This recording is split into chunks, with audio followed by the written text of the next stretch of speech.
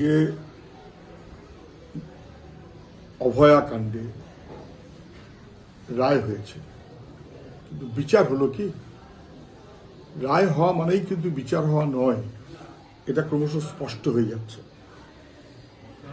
মুখ্যমন্ত্রী বলছেন যা, মুখ্যমন্ত্রীর কথাতেই তো সব হয়েছে। মুখ্যমন্ত্রী বলেছিলেন মূল আসামিকে আমি ধরে দিয়েছি। মুখ্যমন্ত্রী যেহেতু বলেছিলেন যে মূল আসামি একজন, রাজ্য পুলিশ তাই করেছে। দিল্লি পুলিশ মুখ্যমন্ত্রী যাতে খুশি হয়, সিবিআই তারাও একজনকেই আসামি সাব্যস্ত করেছে। আর ফরেন্সিক বলছে একজনের কাজ এটা নয়, এটা একজনের দ্বারা সম্ভব নয়।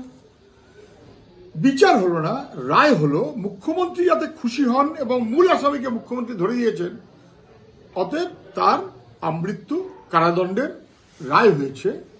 এটা রায়, বিচার হলো না।